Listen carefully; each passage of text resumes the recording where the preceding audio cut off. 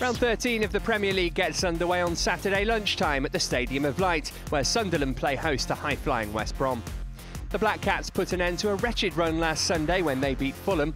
Before that victory, it was just 1 win in 10 for Martin O'Neill's men, which had threatened to drag them into the drop zone. West Brom are flying high right now, having made their best start to a top-flight campaign in 30 years. Victory over European champions Chelsea was their third on the bounce and lifted them to fourth in the table.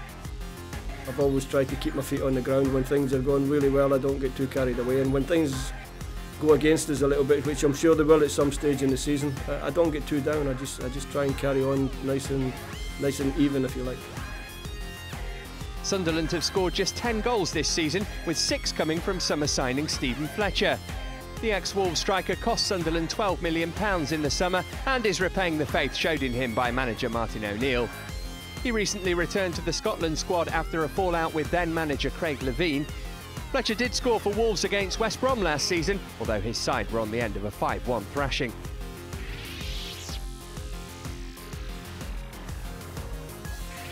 Bottom of the table, Queen's Park Rangers face a daunting trip to take on Manchester United. The hosts will be determined to avenge last Saturday's setback at Norwich. Defeat at Carrow Road brought a 5-match winning streak to an end and saw Sir Alex Ferguson's side lose their grip on top spot. This match could be make or break for Ars boss Mark Hughes. The former United legend is under intense pressure after his side slipped to a dismal defeat against relegation rivals Southampton last week.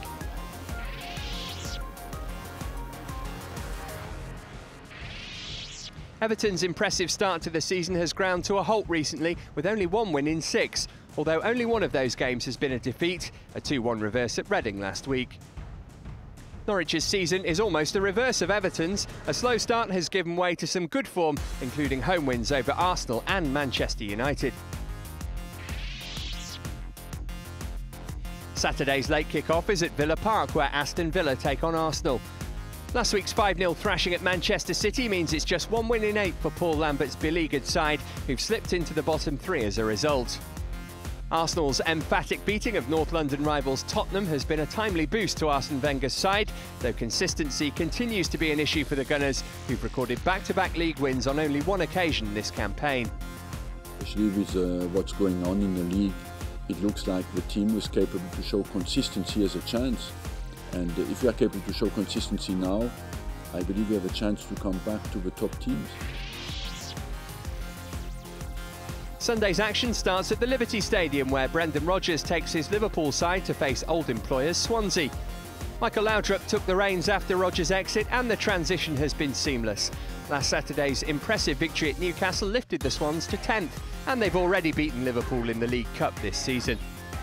Sunday will be Rodgers' first return to South Wales since departing for Merseyside in the summer, and after a difficult start, his new Chargers are in decent form right now.